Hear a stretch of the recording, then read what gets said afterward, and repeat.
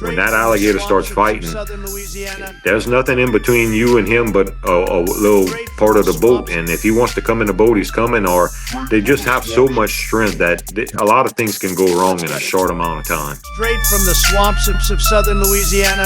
Straight from the swamps, straight from the swamps of southern Louisiana. Straight from the swamps of southern Louisiana. Let's get it. This is B.S.ing with the guys straight from the swamps of southern Louisiana. We got a special guest with us tonight. You all know him. If you don't, you probably lived in a cave, but he is one of the stars on the TV show Swamp People, Mr. Jacob Landry. How you doing there, Jacob? What's up, fellas? Everything good over here down in the swamps?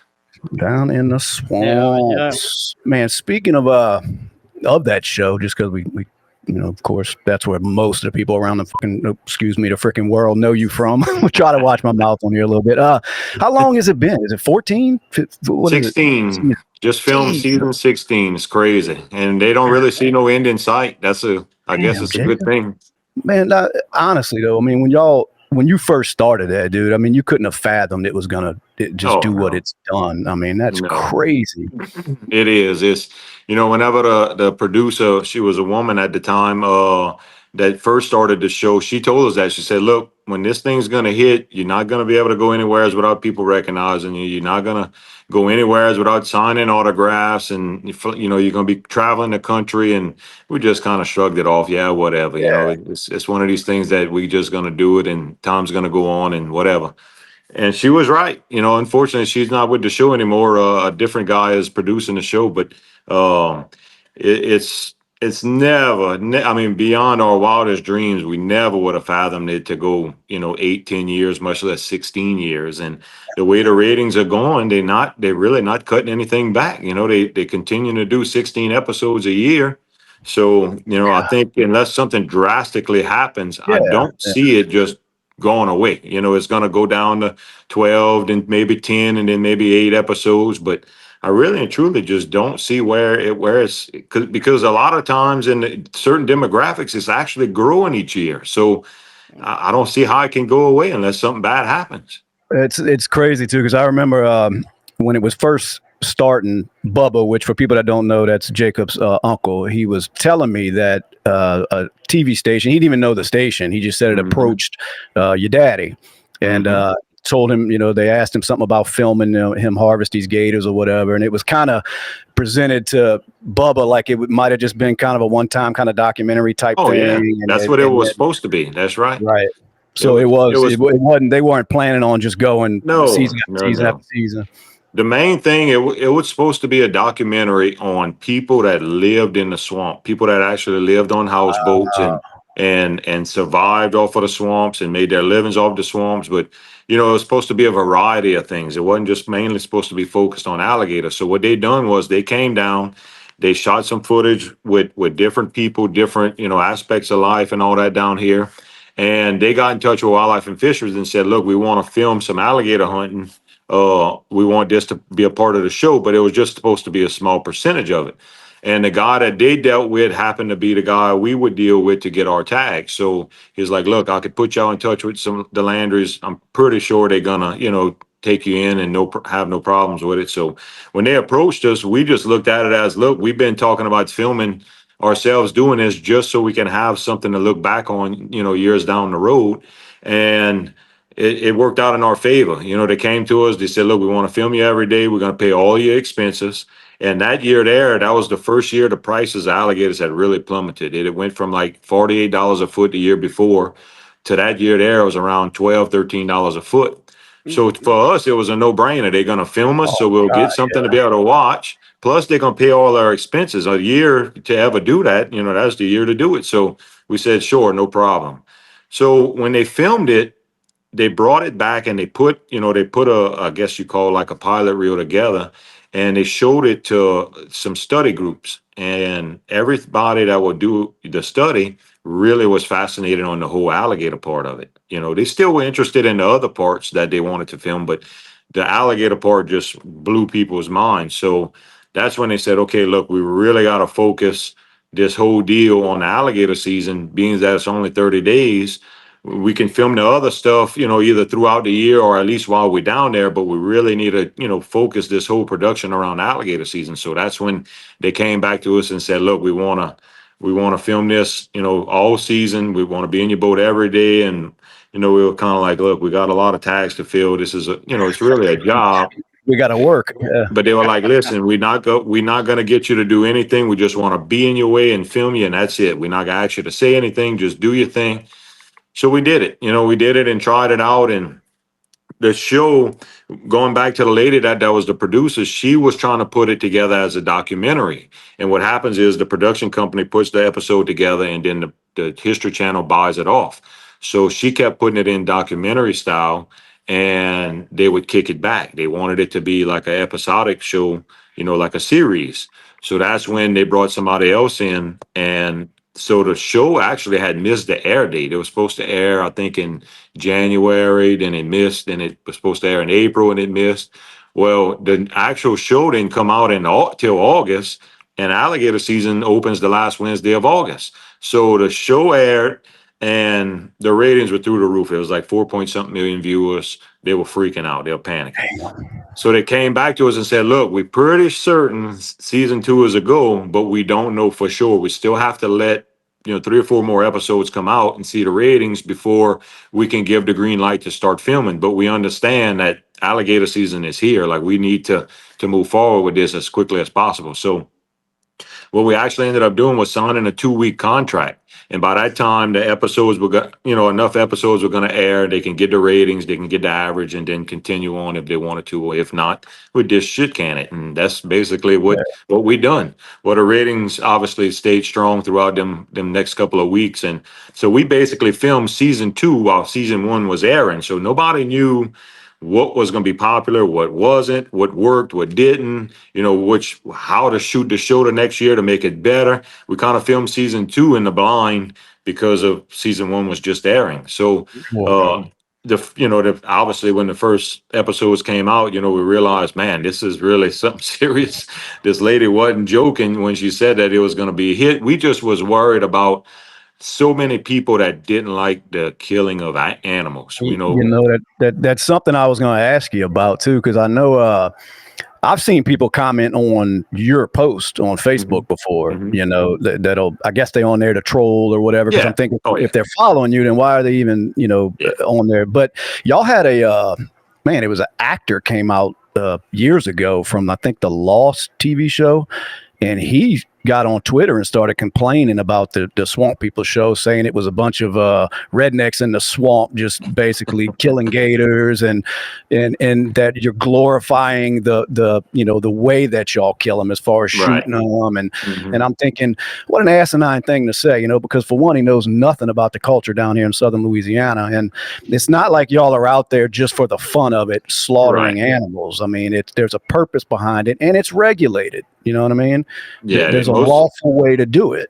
That's right. And the alligator population years ago was basically almost extinct around here. So without the Department of Wildlife and Fisheries getting involved and developing a season and a hatchery the way they did it, I mean, we wouldn't have any show that we're talking about right now anyway. There would be no alligators. So if the people that troll, if they would take the same amount of time instead of being a keyboard warrior and actually read into the information and the studies and the data that's out there, they'd realize the same thing with deer populations, the same thing with anything that has a controlled season is there for a reason. It's to keep things in balance, keep them from catching disease. And, the alligator program, I mean, it's flourished. There's almost too many of them right now. And just, short years ago, there wasn't hardly any at all. If you saw one around here in the swamps, people came back and talked about it. That's how bad it was. But they were killing them to survive. I mean, there was, they couldn't afford to go buy groceries. My great grandparents, I mean, they didn't eat unless they had something from the swamp. So, it's come a long, long way. And Wildlife and Fisheries has done a really good job of, bringing it back and controlling it the way they do. And we look from the outside in and we complain about certain things and, we have our different ideas and views, but the rules and regulations are there for a reason, and it's flourished because of them. Of course, of course. Now, do they, when y'all get the tags, is there a certain amount of tags they give out, like all together, or you know Yeah. what I mean? How does that work? So the tags are actually allocated um, from the nesting. Okay. So let's say what they do is they take, let's say you own 10,000 acres here in the swamps. Okay. What they do is they flew a helicopter a grid pattern, and they counted X amount of nests. Okay. Well, they know that this area right here is subject to flooding. And there's a good chance that in the springtime, the nest around here won't survive. So therefore, they're only going to issue one tag per, let's say, 1,000 acres. Okay, so you would only get 10 tags for your 10,000 acres. Well, if you go into like the marsh areas, okay, where the water fluctuates, but just basically tidal, where the nests don't flood from the rainwaters, the nests survive. They'll give one tag per 100 acres. Mm-hmm. If you go into areas like, let's say, where you're living at right now, it's not real swampy areas, but the nests aren't subject to flooding, but there's not that many alligators. They basically, differentiate the areas in the habitat of how the nesting survive. In the basin where the floodwaters hit every year, they know 90% of the nests aren't going to make it, so therefore they're going to do one tag per 1,000 acres to 1,500 acres. So Gotcha. what they'll do is I got to take your, let's say I call you and say, hey, look, I want to fish alligators if nobody's fishing them. Sure. So I got to get a tax receipt, which you pay property taxes on, and bring it to Wildlife and Fisheries. They're going to look up that certain particular tract of land, and they'll say, okay, Shane owns 10,000 acres in this block. We give one tag per 1,000 acres there. Okay, Mr. Landry, here's your 10 tags for Shane's property. So what we do is amongst ourselves, we either say, okay, Shane, I'm either going to give you, basically for a lot of the private landowners, we say we give you 35% of whatever we sell the alligators for. Okay. Some of them, they only get one or two tags. So 35% of one alligator ain't really worth the paper that you're writing a check for. So some of them say, hey, look, just give me a couple pounds of alligator meat at the end of the season. Make me a deal on a sack of crawfish. Here's these tags. I don't care. We just enjoy seeing you catching them on the show and being able to say that, you're catching our alligators. Every landowner is different. Whatever they agree to is what we do. Now, when obviously Louisiana is full of state land property that the state owns. Up front, before the season gets here, before we have a clue what the prices of the alligator is going to be, state land tags have to be bid on per tag. So some of these state land tags we bid on, we pay in like, let's say $200 a tag. Okay. It's a lot of money. Right. Yeah. 10-foot alligator, you have to collect at least $20 a foot just to break even. And most of the time you don't catch that. But we want them tags because the show, it's really good areas. It's really good alligators to present to the show. So we overpay for them because we need them. We want them tags. But before the season even gets here, we cut a check to the state land department for thousands. I mean, 30 something, I think this year was like $37,000. We got to come out of pocket to buy them tags before we sell the first alligator. If a hurricane comes through on day 2 and closes the season, guess what? We don't get that money back. So it's a big gamble, but like I said, we do it for the show because it's really beneficial to us to have all them tags. We know it's good areas because of the alligators we catch in them areas. And then you have WMAs, wildlife management areas, that you bid on, but you don't bid per tag. You bid a percentage of what you pay, kind of like what I said with a private landowner. I pay you 35% for your tags, but the WMAs, you bid a percentage, and if you win the bid, you pay Wildlife and Fisheries basically the percentage that you bid it on and won the tags on. So it's all kind of different laid out, but the tags are issued on an acreage per, and basically the grid that they flew on the nesting habitat. Gotcha. Now they is anything grandfathered in with those tags? Like as far as who can get them? No, any one of you can go out there and get a helper's license and go and get a license as long as you have tags to basically attach it to. You can go buy a residential, what they call it, a sportsman's license, and that allows you to come in the boat with us, which we have obviously we have licenses and tags under our names, but to go out on your own, you have to have a helper's license, and that helper's license has to be attached to some type of alligator tag in the system.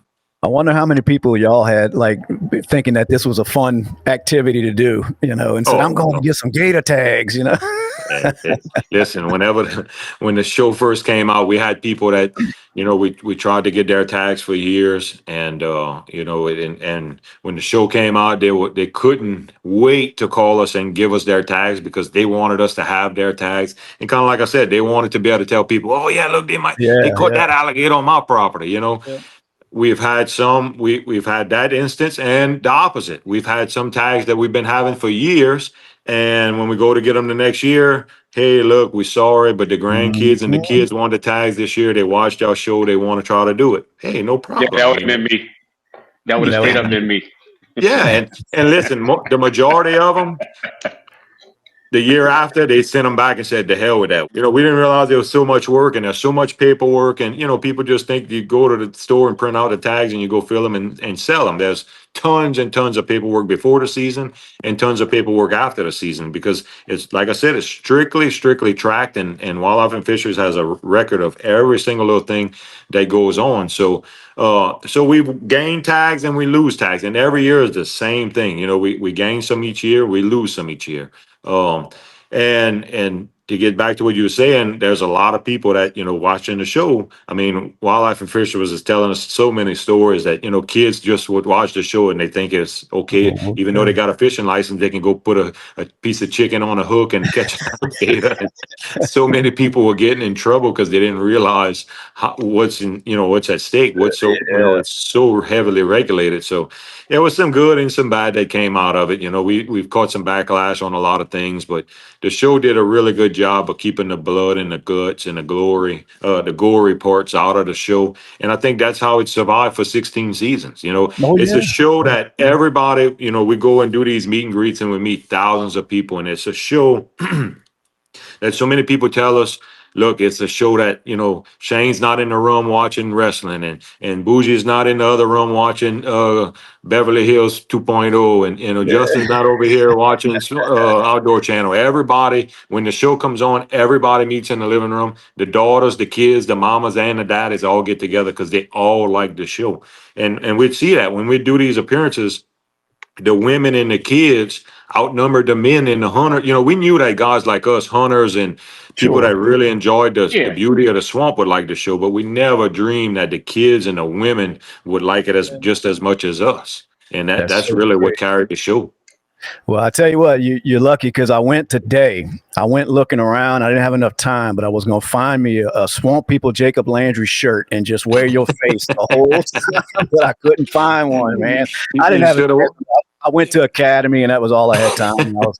You should have wore the one that you got in the shop, the Bubba shirt. Oh, shit, I forgot about that one. No, but I was thinking about, like you said, the people that decided they watch y'all on TV and they see the fun part of that shit and decide, hey, I want to go try this. You know what I mean? And I'm wondering how many limbs have been lost messing with these alligators. These people that have no business out there playing with these damn things. Because I'm sure people came from out of the state wanting to play with alligators all of a sudden. Absolutely. Yeah. And the thing is, it's been good for the state. I mean, obviously anybody and everybody that does guided hunts stays booked up, each year.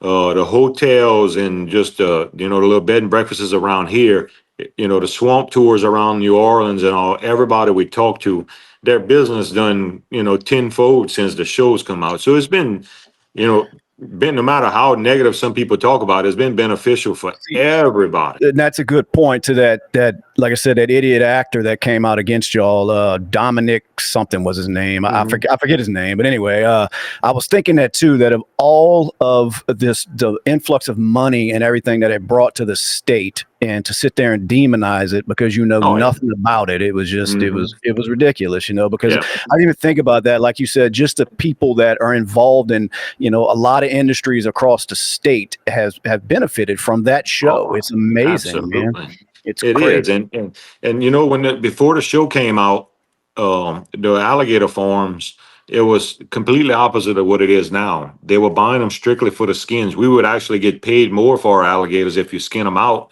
and they didn't have to deal with the meat. They would bury 90% of the meat.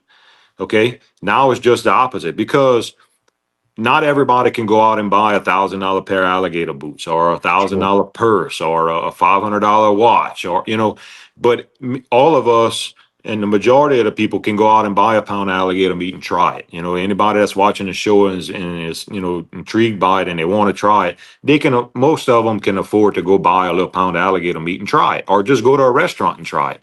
So the meat sales from the show has, exploded, and it turned around. The luxury items aren't selling that great because of the way the economic impact is on just everything. But the meat sales have quadrupled, and so all these farms have doubled and tripled in size. So again, that employs more people. I mean, it helps everything. So the show, even though we don't get a lot of credit for it, and Wildlife and Fisheries will never admit it, we really, really, really and truly has helped the alligator industry, because right now the skins are stagnant. The skin sales are, not moving at all. So without the meat sales and continuing to have the meat sales that they do, I don't know if you'd be able to sell a fourth of the alligators that you're actually catching in the wild right now. And they already have too many. So, without the meat sales, and the only reason the meat sales is what it is because of the show. There's no ifs and buts about it, So it's really, really helped, and it's changed the industry, whether people want to believe it or not. It's anybody that's been in it long enough and will tell the truth, they'll explain it to you just the same way I have. So it was a dying industry? Yeah, it's just there's so many farms. So an alligator can be raised in a farm, basically now in a chute, and they can grow them so quickly. They don't have to mingle with the other alligators. Once they get to about 5 or 6 foot long, they start getting aggressive and biting each other and tearing, the skins up and all. Yeah. So they can grow them in these chutes where they don't get tore up. They can grow them to 10, 11 foot long. So they can get a skin from a foot long to 10, 11 foot long, and it's pristine. They don't have to have a wild alligator, with scars and missing legs and, tore up the way we catch them. So, it's, really and truly, without the meat sales, I don't know what we'd be getting per foot right now, because the skin sales are just not there. With little bit sales they do have, they want the farm raised, and you can't blame them. And all due to the show, like you said, those meat sales, man. That's awesome. That's awesome. Now, I know you'll never say it, but I'm going to say it. Your father and just y'all made the show, and we'll leave it at that, because I know you're too humble to sit there and admit that, but it's like your daddy was made for TV. And I'm sure everybody knows. But look, and I want to talk to these other guys sitting there. I will just yap all night long. So if y'all got anything y'all want to ask Jacob, throw it out there, man. Me and him will just sit here and shoot the shit all night. So, Well, I don't like Jacob that much, so I'm just talking. I don't like me either. You know what I want to know? Just messing with who you've met a lot of people, celebrity people since you started it. Who's the one that you were most excited? Like, holy shit, I just met, so and so. Because I'm gonna tell you mine that you met as soon as you tell me who you were. It's hard to say. We've met a lot of awesome people, and the majority of them have been pretty humble. Like when we met them, none of them really, was standoffish to us. They all kind of, it's funny because there's so many of them that we've watched and grew up watching and admired or whatever. And when you meet them, they talk, as the roles are reversed. They're like, man, we love y'all show. Us and the kids, we watch it. And so it's pretty awesome to have that reverse role type deal. But I'd have to say, probably Hank Jr. coming down to Louisiana and yes, you said it. You took it out of my mouth. That's what I was going to say. The one that I was like, holy shit. He just sat there and hung out with Hank Williams Jr. That's the one I was going to call out, man. He was pretty cool because, he wanted to come down. He got in touch with us through a mutual friend. And, he's like, look, I really want to come down. I'd love to bring, eventually come back and bring my daughter and all that. And because she really likes to hunt. And unfortunately, she passed away in a car accident, so she never got to come. But the trip he did come down, he came in, and we didn't expect much, but he came here. He's actually stayed in the room that I'm sitting in right now. He stayed here. He brought his guitar. My grandma cooked. We didn't tell anybody because we wanted it to. Of We course. understood the fame part of it somewhat, not to Right. his level, obviously, but we wanted to be low key. So he came there. We cooked for him. My grandma cooked a big crawfish stew. He broke out his guitar and he played till like midnight that night. I That's mean, so freaking awesome. just drink. We all were just hanging out and sitting there drinking and play. He played and played. So he came, we went the next day, we shot alligators. He actually killed alligators with some pistols that he had from his dad that he had got refurbished and all that. So that was pretty awesome because we grew up listening to his dad singing. I mean, we went nice. when we'd go in the houseboat in the spillway, my daddy had a Hank Williams Sr. cassette and that tape player, and how that thing didn't melt, I have no idea because that's all he played every weekend from the time we got there to the time we left. It just flip it, play it, flip it, play it. I was when I was doing diesel mechanics for 2 years straight, Hank Williams, it was just on rotation. We was under the truck working and singing Hank. Yeah. So when he said that, I knew exactly what you was talking about. Sometimes when I sing karaoke, I sing Hank. I can sing them songs backwards in my sleep, So, and that was what I liked about him is after that, he stayed in touch. He'd text me here and there and about hunting. He's obviously a huge hunter. He loves to hunt. So he would always text about hunting and all that. And anytime he was in the area, he would come stay here instead of going stay at a hotel or something like that. He'd come stay here and hang out, for a few hours and shoot the shit with us. We'd always have something cooked for him. Mm-hmm. But, it was kind of more of a friendship deal than anything. And we still talk, to this day, we talk pretty regular. But that's probably the one that stands out to me the most, out of all of them. Yeah, well, I was going to say that was the one that stood out to me. I was wondering who you were going to say because that was my pick, man. When I seen them pictures, I was like, holy shit, he's got Hank Williams Jr. I know not too many people in the world that I'm like, oh my God, but when it comes to somebody like him, I mean, the man's a freaking icon. I mean, it's he's living what he sings about. I mean, you saw it. He loves to hunt. He loves to fish. Yep. He's out there shooting gators with y'all. I mean, he is a straight country boy. So that's awesome, man. That's awesome. Oh yeah. It was good. And like I said, everybody else we've met, everybody's been super cool and it like again, they just as excited to meet us, which was weird to us, but anyway, it's funny because there's so many people that you wouldn't dream, but a lot of them, when they ask what's their guilty pleasure or what show that they watch that people wouldn't think they would watch. A lot of them say that, we love Swamp People. That we can't go without watching Swamp People. Cat Williams is one of them. People always sending me TikToks that he's always in his stand-up show. It's something he talks about a lot. So it's just people like that. You'd never think that Cat Williams is sitting down watching Swamp People, but they do. That's crazy. I've heard Rogan talk about it before.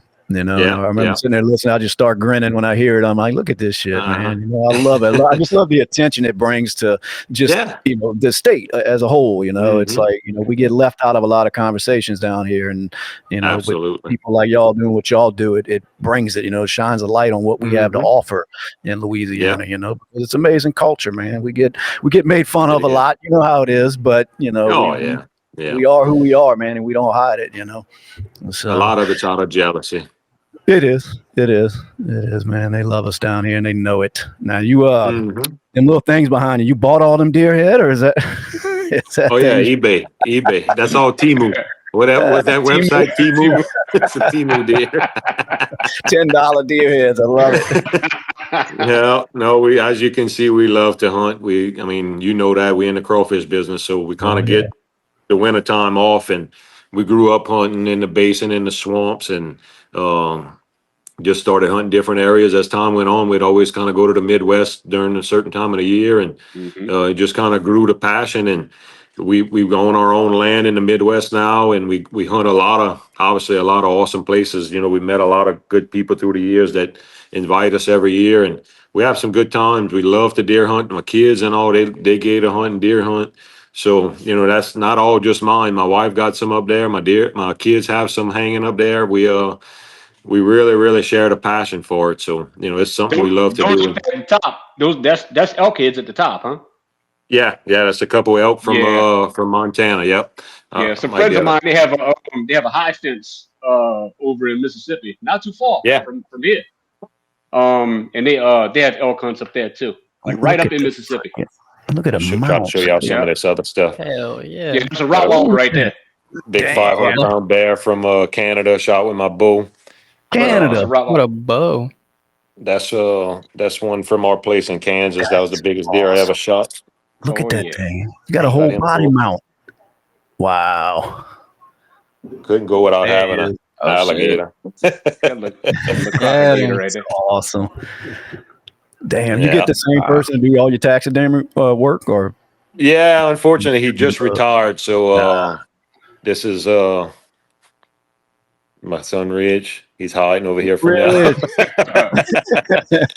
Yeah. So this is my man cave. I built this when we built the house. I got a couple beds up there, so when people come, like Hank comes, he stays up here. He got his own room and all that. Nobody's can bother him, and they can hang out and have their own, do their own thing, and not feel like they're intruding. But yeah, we love to hunt. We obviously that's what we grew up doing, and Yeah. Is that camping how the is, gator stuff started? Was just like hobby hunting and then got into a business side of it, or? Yeah, my dad did it to a certain degree. Obviously not the minute at 900 tags like we get now.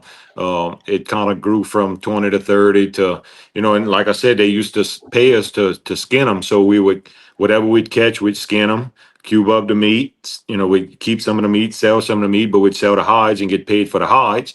And then it just kind of kept growing from there. We started getting more tags, and fortunately, like I told you earlier, right when the show started, the prices had plummeted really bad. So a lot of guys had kind of gave up their tags. So we were able to start getting a few more tags, and just every year just started knocking on doors, just like deer hunting. You can go to Illinois and go knock on 20 different landowners' doors, and 18 out of the 20 is going to tell you no. I already leased it, or I got family hunting or whatever. But them two, might give you permission. Well, guess what? The next year you knock on 20 more doors or 40 more doors, and you just keep doing it. And 5 or 10 tags, here, and 20 more here and 30 more there. It adds up pretty quickly. Yeah. I mean, now we up to 900 something, but it's from knocking on a lot of doors, and like I told you earlier, every year we gain some and we lose some. So sometimes you lose a landowner that might have 40 or 50 tags. That's a big lick. But then you might also come across one that, the old trapper that was hunting them for years finally passed away or couldn't do it anymore. And boom, they know that they can trust us. They talk to other landowners that we do it for, and they say, hey, look, we get our money every year. As soon as the season's over with, they don't play around. They get our money to us. They take care of all the paperwork. We don't have to worry about anything except for signing the paper and collecting the check. And it goes a long way, Yeah. Mhm. Did you say y'all had 30 days to use some tags? Like the season? We did. Now the season is 2 months long now. You actually have 2 months, but we don't want to drag it out any longer than what we have to, because number one, the filming, the production companies here, they only want to be here for a month. Cut down the expense and keep it at that. And number two, the processor that I sell to, me and my wife buy all the alligators in this area. We buy our alligators, other fishermen's and all that, and then we sell them to a processor. The processor skins farm-raised alligators year-round.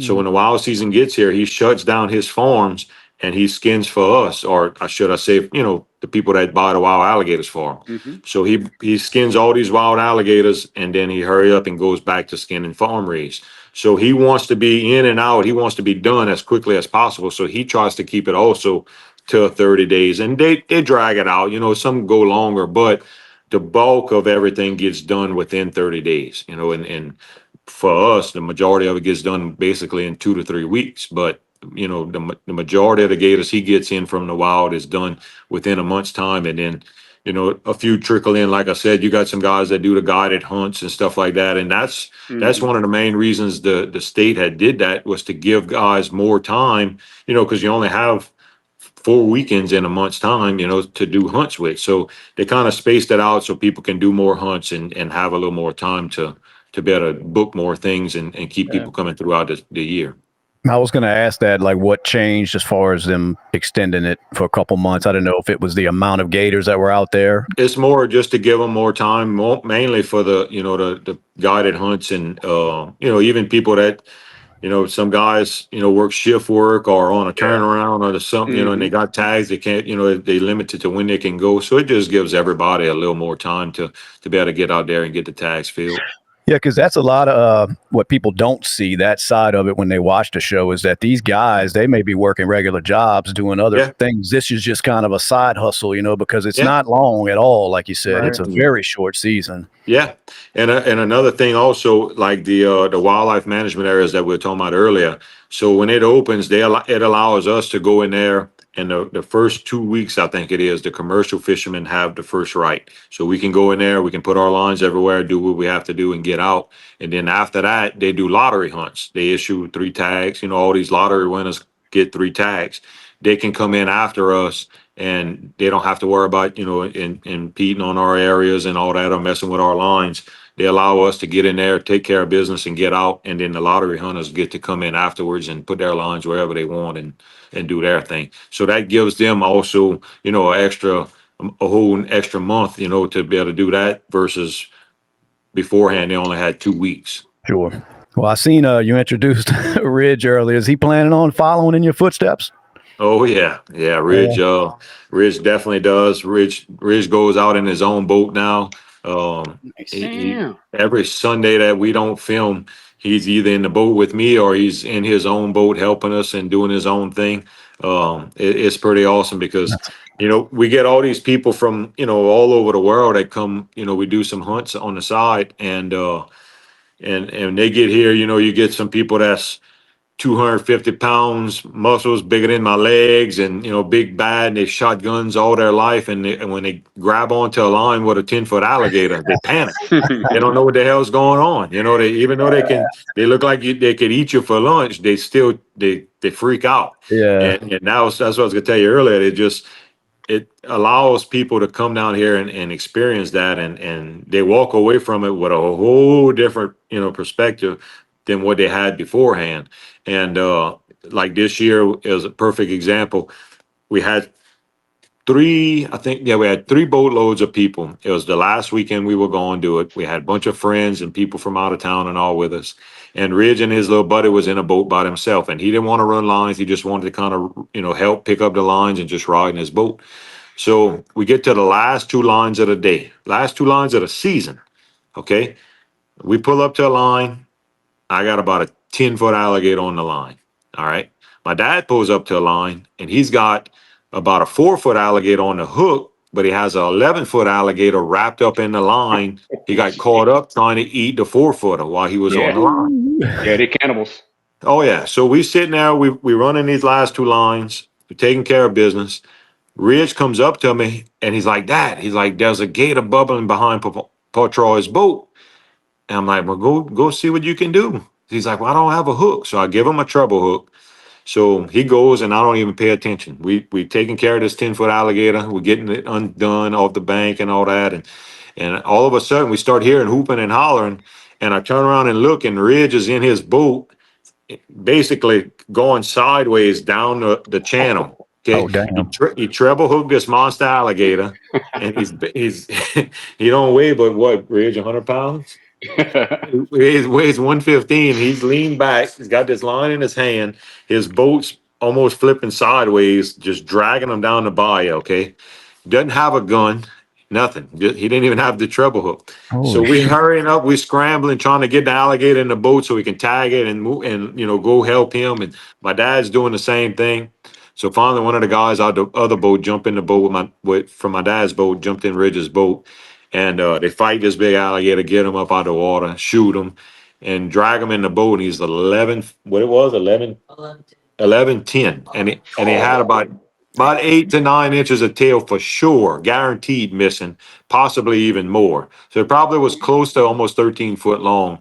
he treble hooked by himself. You know what I mean? Damn. Yeah, so it was pretty awesome. It was pretty surreal because he's treble hooked many of them, and he's did a lot of hunting with us and all that. But for him to snag it by himself on his own in front of all these people and we had Buckmaster's crew with us in the boat, so we had a lot of cameras running all over, That's so caught it awesome. all on film. It was pretty surreal. It was pretty Is there awesome. somewhere people can see that footage right now, or is that something that's going to? Yes, if you go to Bugmasters, either their Facebook page or their YouTube channel, there's obviously a video of when they came gator hunting with us this year, Gotcha. and they have the whole deal on it. It's pretty sweet. That's awesome, man. Yeah.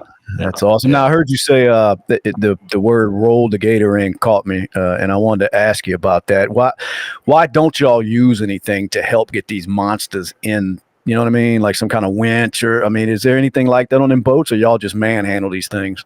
My dad has a winch. We finally put him on a couple years, 2 years ago. We when he had a new boat built, he put a winch, and it's helped him a lot because Pickle that fishes with him, she's full of energy and she's really a lot of help. But she's kind of like Rich. She don't weigh but 100 pounds soaking wet, so she can only do so much. And when you catch one of them big ones, they're so hard to.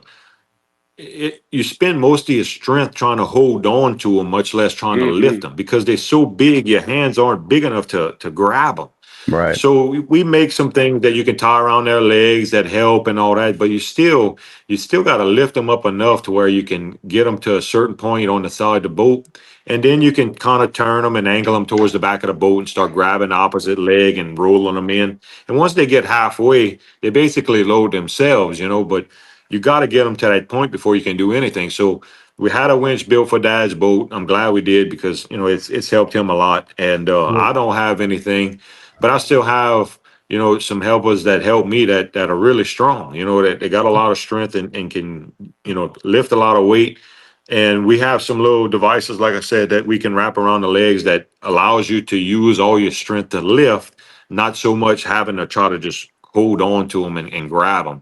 Right. Now I did see a couple of little setups this year. Daniel Egger had one in his airboat. That's pretty sweet. Very simple. Just a little winch on the side of the boat that you can with a little adapter, put it from one side to the boat to the other. And basically all he had was just a small, I'm trying to explain it to you. Basically off the side of the boat, it was just a little platform like this to go down into the water.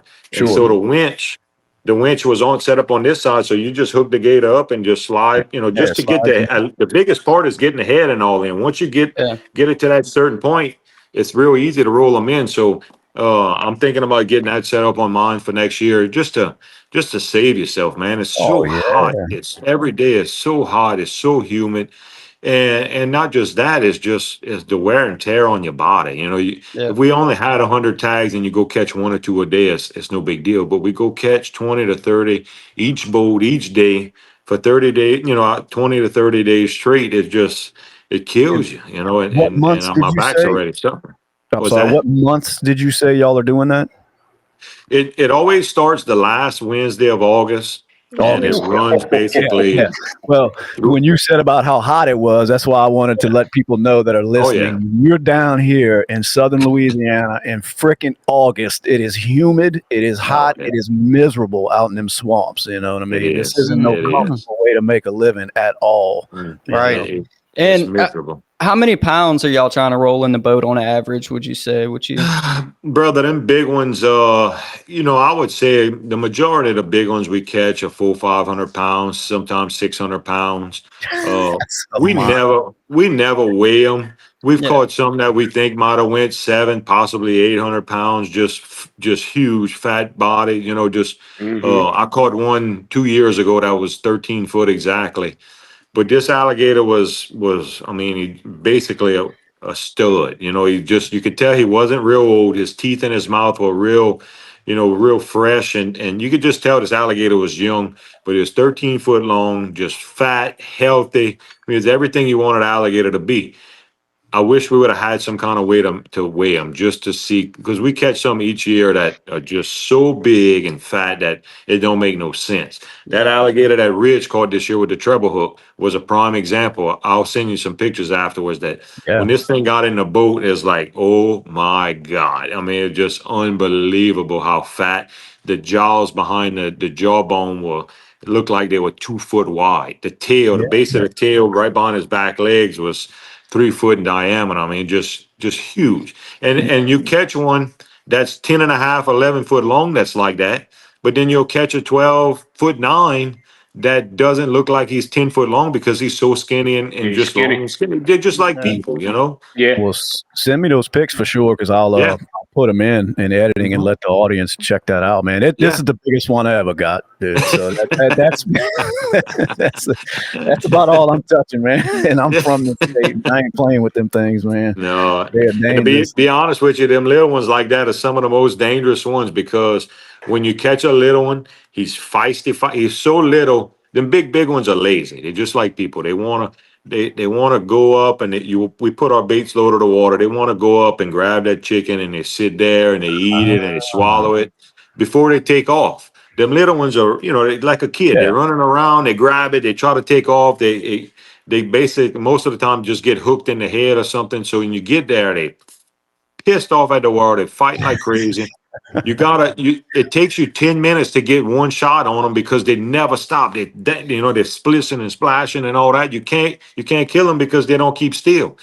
And that's the dangerous ones. That's the ones that cut you with the tail, or if you happen to, you get anywhere around their mouth, their little teeth are like razor blades. Yeah. They rip you to shreds. Them big ones, their teeth are blunt and they so wore out by the time you get to them, they don't want to do nothing. That's why we get a lot of people say, "Oh man, I alligator hunt. My alligators don't never do what I see your alligators do on TV." Well, and I explained to them like this: listen, we catch, let's say just us alone, we catch 900 alligators a year. Okay. Let's say at the end of the season, 200 of them are drowned. Okay. And you can't get any footage of that. Okay. So that's 700 left. You might get another 200 or 300 that are caught up in the bellies and tore up and fought all night long. When you get to them the next morning, they can't move. They done. They pretty much dead, but they're still alive. You can't get any footage of that. You can't get anything of them gators. So that's another. So you left to about 400 alligators to catch. Okay, or should I say, be on TV? All right. Right. You're gonna catch out of them 400. You're gonna catch 80% of them are gonna be 5, 6, 7 foot long. The average, most of what we catch is 7 to 8 foot long. People don't want to see a 6 foot alligator on TV. They want to see the big killer, the big deadly ones, the big monsters that you struggle to put in a boat. So that leaves you with maybe 80 to 100 catches, if that, not even that. Let's say it's 50 of them a year, a big fighting when you get there, put on a show where they're thrashing and splashing and doing the movie thing for us. Sure. Very, very, very limited on how many of them you catch like that and get good footage of them. And we're not trying to make them do that. They're doing it. They're doing their thing. So when they've put this show together, they show me catching an alligator per episode, every so many episodes. They got all these people on the show. So they're going to take the best of each hunter's catches and put them on the show. So I might have only 8 a year that do phenomenal in front of the camera. My dad might have the same thing, so on and so forth. So they're not gonna pick the drowned alligator to put in the episode, or the one that just laid there and let you shoot them. They're gonna put the ones that fought and really, and it might be an alligator that I caught on the first day that they put with a story that happened to me on the last day of the season, or vice versa. But let's be honest for a second. I mean, you're talking about somebody who gets, y'all catch 900 a year, as opposed to some of these people out there that are talking. They might catch what, 6, 7? Okay.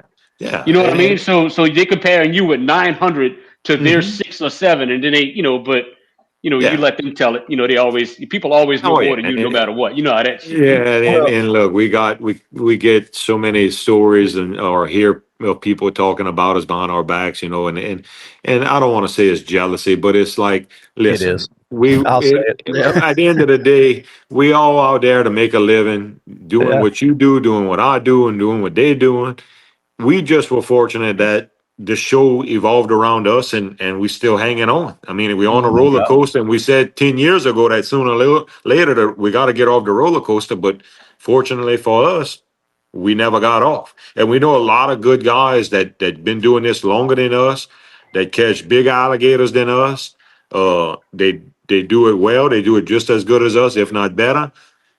Nothing against them. We're not saying that we're better than them. We were just fortunate that we were on the show and we've never got kicked off yet, basically. And we've introduced tons and tons of people for the show that, either the producers didn't like them or they didn't think they'd be good for TV or whatever their reasoning for not bringing them on. It was up to the producers to do that. It wasn't us, so they can't look at us and say, well, they didn't try to help us out. We tried to help a lot of people. It's not for everybody, and they don't like everybody. I was going to say, in the end, it's about entertaining. You know what I mean? Yeah. And to say what y'all are out there doing is fake is nonsense. But you can present a lot of people, as far as, like you said, you might tell a producer about somebody, but then when they go check them out, not everybody is Troy Landry. Let's face it. Like I said earlier, your daddy was made for this stuff. Where it came in good is he was able to find more shirts like that one that wears all the time. I know he had to be thinking like, damn, what Well, that was one thing when we first started. They were like, look, whatever you wear, just make sure you get 8 or 10 of them, because, just like I said a while ago, we might have to put something in from day one with something on the last day of the season. We need you to wear the same thing every day. So we all went, and my dad loves collared shirts, so he went to Walmart and bought that blue striped shirt, bought 10 or 12 of them, and I went to a dollar store and bought gray shirts, and everybody went and did their own thing. And I mean, never expecting the show to go more than 1 year. I mean, you didn't think you needed to buy 80 of them same shirts because going on 16 years, So that was the reasoning behind that. Now, after a couple of years, they were like, okay, and listen, they don't use any footage from 1 year to the next. So, I know what you're saying. So going into the next season, we kind of we kept the same wardrobe just because, for it to be recognizable or whatever. Sure. But it finally got to a point where, all these shirts that, like Mo Man's blue shirt, I mean, he had holes in them. He didn't look at them as a show shirt. He'd still wear them after alligator season to throw rocks a house or whatever. So they got bleach stains all over them and whatever, and then, And so it got to the point where we had to start changing what we were wearing, and because the shirt he wore went not out of style, but they didn't make it anymore. Yeah, they didn't make it. We did all kind of research to try to find who made them, and we found them, and we got in touch with the company, and they didn't make it anymore. And so it was pretty interesting to see what we'd wear next, and just try to keep it basic. And it's been good for us. It's been good for our family, for obviously people all around the world, and best, especially in the town. For us, we've done a lot of things through the years with the community, and it's been good for everybody. I mean, it's, you're going to have your jealous people and people that don't like it and all that, but that's with anything that goes on and successful. How many family members did you gain when y'all became? Oh my God. How many listen, I got so many cousins and uncles and brothers that I didn't know about. I hunt so many places or did so many things that I find out afterwards, and I'm like, no, that wasn't me. They're like, oh yeah.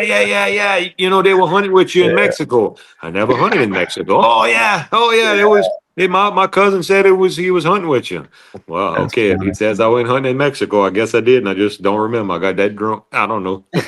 Did you ever go along? I think your daddy was in Florida doing that snake show, catching them. Did you ever go on them trips? No. I'd like to, and I always was intrigued by it, and I really would like to go, but it's during crawfish season. It's during the middle of the summer.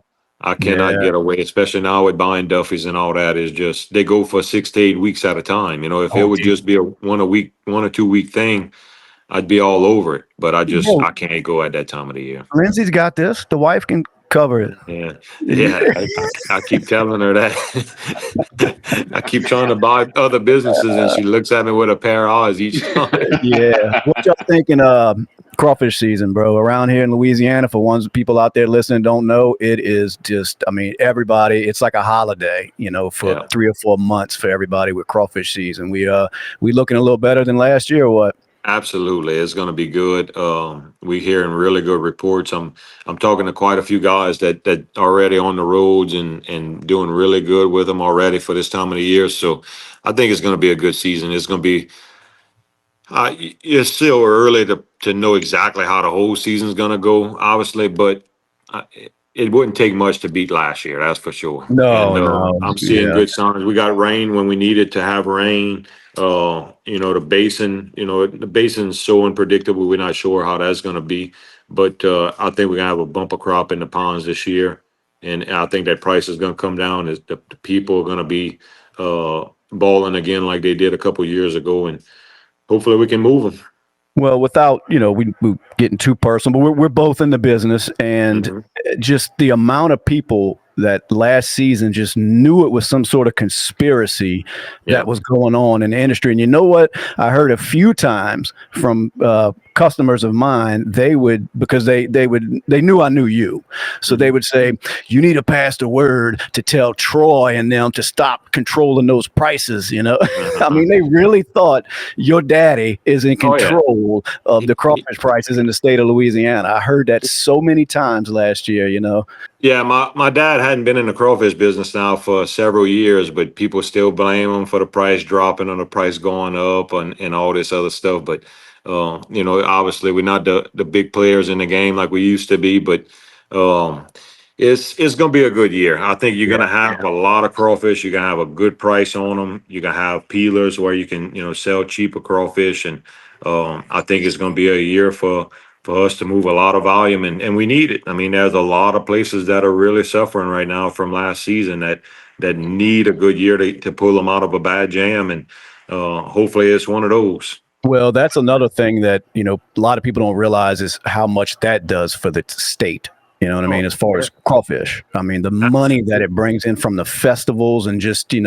everything, man. I heard from suppliers that sell like spice that you cook the crawfish with that they were hurting last year. I mean, it affects so many people in this state that people don't realize how important it is. So for them to accuse anybody in the industry to be playing games with this while everybody that was involved in it is struggling, it sucked to hear that. It made you really want to go off on some people, but it's professional. We had a year like that back in 2000. It was the year of the icon. Yes. A lot of people refer to that year because of the icon, but it was a year exactly like we had last year. It was a severe drought.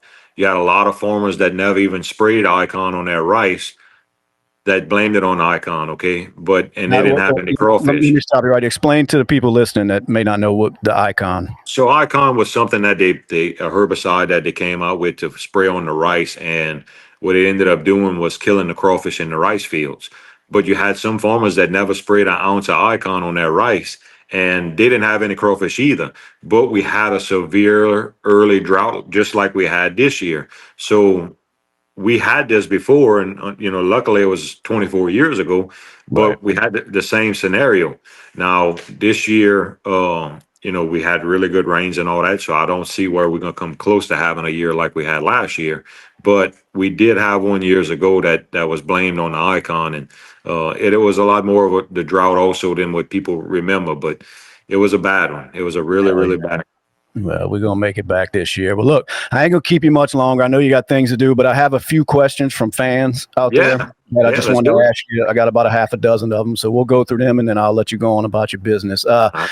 First one comes from, what's his name? Brock. He is 12 years old, and he is from Kentucky, and he wants to know the biggest alligator you've ever caught personally. Biggest one I ever caught in my boat was the one I was talking about earlier. It was 13 foot exactly. Biggest one I ever caught with somebody was me and my dad caught one that was 13'2". Now the 13'2" was an alligator. I wish we would have kept the head on it and got the teeth aged, because I would love to have known how old that alligator actually was. It was what little teeth was left in his mouth was so badly mangled, and the eyes and the ears and everything on the alligator was sunken in, jet black. The back knuckles on the long part of the back was so smooth. You could tell this alligator was an ancient. I mean, just a What's dinosaur. your estimate on that? What you think? I'd love to know. I'd love to be able to tell you. I would say 100 to 150 years old. That's so awesome. Boy, Now, that's the so 13 footer that I caught just 2 years ago, like I said, was just the opposite. His teeth were a little bit in his mouth. You could tell he was a young alligator. He just Right. was one of those that he got the feed, he got everything he needed, and he had the genetics to get really big really quickly. So everyone you catch is different, but 13 foot in my boat, 13.2 with that.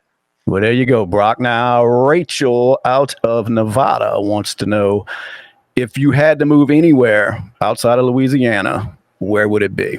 That's a good question. I never really thought of that, to be honest with you. We hunt a lot of really awesome places, and I would have to say Montana is probably one of the most beautiful places I've ever hunted. And the place I hunt is on a river. There's so much wild game and just so pretty, and just the view up there, I think, is by far some of the prettiest places I've been. So I could definitely see myself living in a place like that. Well, there you go. There you go. All right. From Greg from Wisconsin. It's funny how he words this. What's your favorite Cajun meal? Or around here, we call them a meal. So what's your favorite dish that they would call Cajun, you know? It's a close race. It is between either turtle or squirrel. Both of them, we call it smothering. Basically, a lot of people call it pot roasting, where you just basically brown the meat really good and really heavily in a black iron pot with some onions and some grease, and you put it over rice. By far, that's probably my two favorites, squirrel and turtle. It's hard to say one over the other, to be honest with you. Hell yeah. Well, they both sound amazing. All right. Let's see. A couple more here. We got Jake from New York. He wants to know, have you ever had a near miss with a gator that made you rethink your career? Not with me personally, but with the boys in the boat a couple of times. I look back at some of the videos that we have, on our phones and stuff like that.